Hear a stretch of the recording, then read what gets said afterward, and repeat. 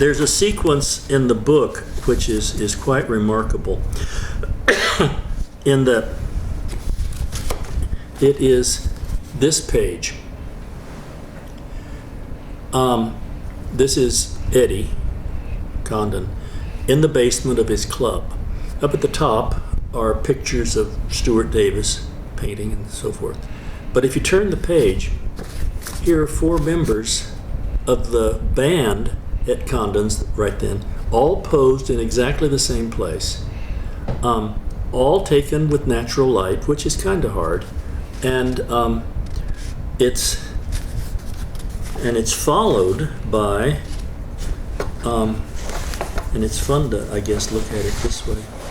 It's followed by 4 more. So he has the entire band in exactly the same place, and that's not just a casual guy who's making it up as he goes along.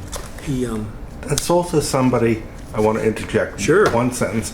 That's somebody who's respected by his fellow musicians Oh, sure. as a photographer. Oh, yeah. Because otherwise they wouldn't sit still for it. Well, it's very much in the same way. You see, it's all about access. And that's why Milt Hinton's pictures are so wonderful and useful. Milt had the trust of the people he was taking pictures of, and he had the access. And he had, what was he, Ansel Adams? Of course not. Did he have those kind of technical abilities? Of course not. But he had access, and he was good enough to make sure that he capitalized on the access, and the results were, 3 books of great photographs and things like that. Now, what George was not nearly as disciplined as Milt, because Milt, lived in a nice house out in St. Albans, and Mona took care of everything and things like that.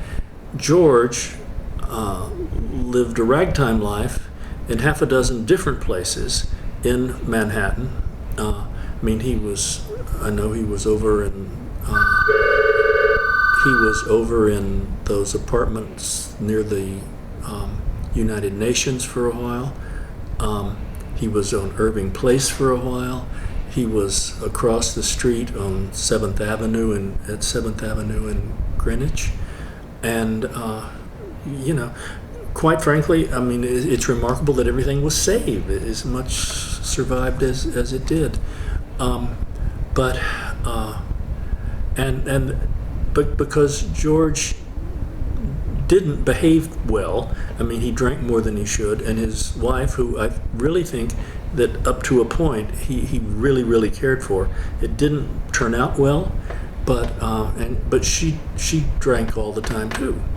And I know that at one point, I don't know whether his circumstance was the same as Eddie Condon's, but one time Eddie Condon fell down and broke his arm. And he couldn't do much of anything.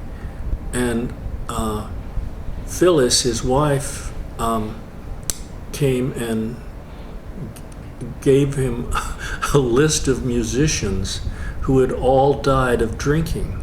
And his response was, "You need a drummer." In other words, she hadn't put a drummer in the band.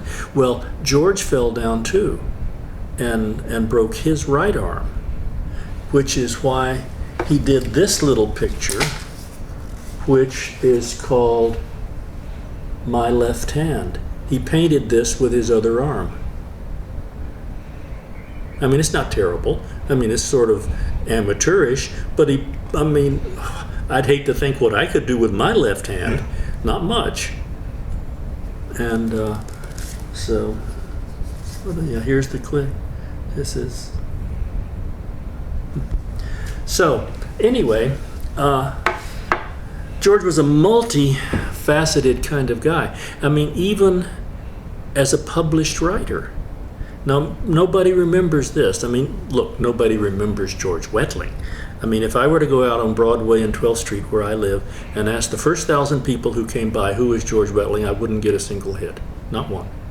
Now, that's maybe because the people in my neighborhood go to NYU, they go to the New School, they're kids, they're people going to the bookstore, but they don't know who he is. And then they don't know what he did if they don't know who he is, which is what's going to mean, which would make getting a book about all this, as good as it may or may not be, published is going to be problematical. My gut is that I'll probably make 10 copies of it privately and give it away and make sure they are, a copy is at the Jazz Institute, a copy is at the Museum of the City of New York, maybe a copy at the New York City Public Library. But nobody would buy it.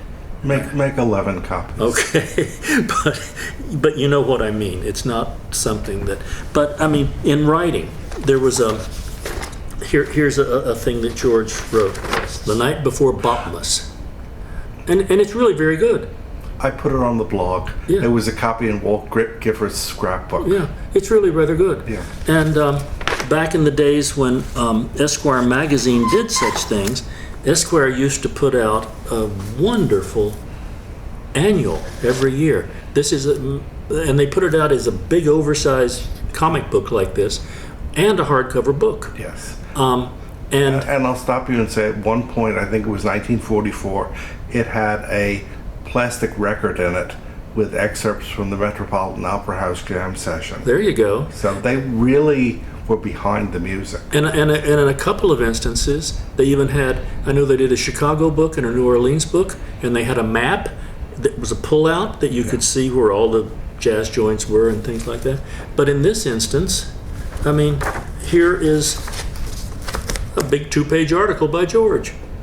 Now, who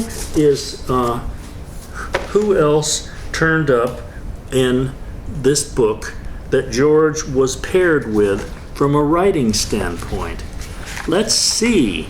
It is table of contents. Johnny Mercer, Leonard Bernstein, Bob Sylvester, Stuart Davis, Frank Sinatra, Johnny O'Connor, Louis Armstrong, Jess Stacy, Jimmy Lunsford, Count Basie, Paul Dudley, Arnold Gingrich, Benny Goodman, Dave Tuff, Art Hodes, Nat Cole, and George Wettling.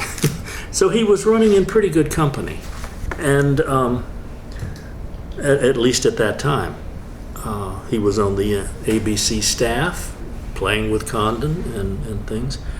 But it all kind of went south, and you can tell it was going south by looking at the scrap or the little sketchbooks, which become less and less filled, and the pictures that would be dated in the 60s, the line, I mean, he had a drink too many and he was sick, and he was losing his eyesight.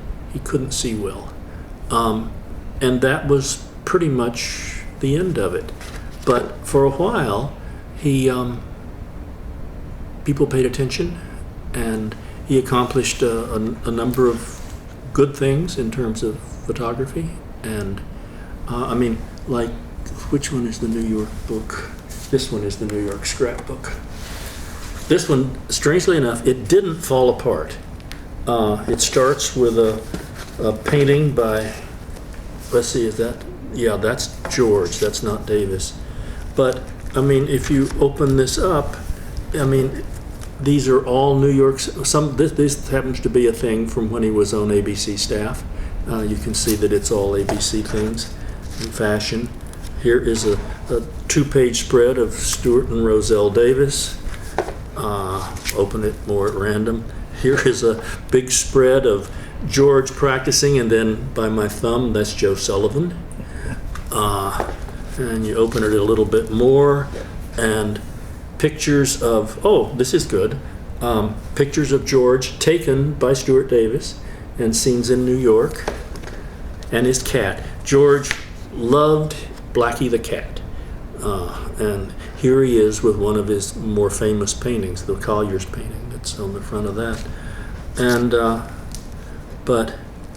let's see if I can find a, well, this one, I mean, look at this. Up in the upper right-hand corner, don't bring any more wood. why would, that's the kind of, I mean, he'd love to take pictures of funny signs on the wall or things. This is Ralph Sutton over here.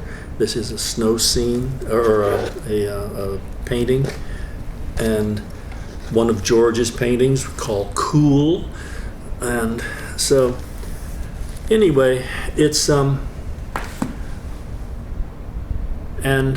one of the handful of times that someone cared, the Berlin Jazz Festival, 2002, somebody contacted me and had seen a picture that I had put in a catalog for a show, and they said they had been asked to be the curators of the Berlin Jazz Festival 2002 and hire all the musicians and all the art and so forth and so on. Anyway, this self-portrait of George was, I gave them a good scan of it, and they turned this into about a 40-foot high banner that hung from the front of the museum, advertising, a show about painting and jazz and that kind of thing. But by and large, George Wettling is forgotten. And it's never going to be any different. I mean, musicians of... I once wrote an essay about George for a catalog of an exhibition of his paintings, and I said something to the effect that when George died in 68 or 67, 68, that it was a bad time for someone like him to die, because there weren't any jobs anymore, pretty much. His contemporaries were either not playing very well or they were dead. And nobody was paying attention much to the kind of music that he was making anyway. And it just came and went, and that was that. And 50 years later, it's even worse. Really, nobody cares. And I was just reading this morning an article in last month's Jazz Times where they're talking about how for $150, there's a company that will make you master tapes on 10-inch reels. I mean, for a while it was high-end turntables and high-end amps and all that kind of stuff. You can pay $30,000 for a high-end turntable now. Well, now there's another subset of jazz fans that want to listen only to 10-inch reels of tape, because they can actually hear that the grooves on the outer edge of the LP, the well-made vinyl LPs, sound better than the grooves on the inside do. Consequently, they would rather be able to listen to a 10-inch tape, and they'll pay $150 to get a tape to let it play all the way through evenly. My guess is that the most discerning listener could tell that even with a fancy tape recorder, that the wow and flutter at the beginning of the reel would be slightly different than at the end of the reel. And they're going to be worrying about that. But what they were doing, they're actually taking old versions of the first tape recorders I had in my first studio in the early 70s, refurbishing them and using those, old Tascams and TACs and things like that, MCI things, to play for these high-end audiophile guys to play a Jimmy Smith record. That's what they actually had. They had a Jimmy Smith Blue Note that was, on a piece of tape, and there you go. And there it goes. I will stop before I start getting polemical, because I would wonder how many of these people actually go to gigs. Oh, they don't. Okay, but... That's why I got rid of the record collectors. They don't care about the music. They don't care. They just wanted the object. They were goofy. I want to thank Hank O'Neill. Okay, thank you. Thank you. Fun to talk about George. Wish I'd known him. Probably, maybe it's best I didn't. because at the end, when I would have known him, he would have been very sad, and he would have been an ideal client for the Jazz Foundation of America to take care of, because I mean, that's what we do at the Jazz Foundation, is take care of old guys who can't take care of them. I mean, at the end, Eddie went up to see him at the hospital, and Eddie told me that George, he said, well, George, you're in bad shape, you know, you're not going to make it. And Eddie says, why don't you just go home? And his response was, anything but that. So, tough times. Let us think of happier subjects.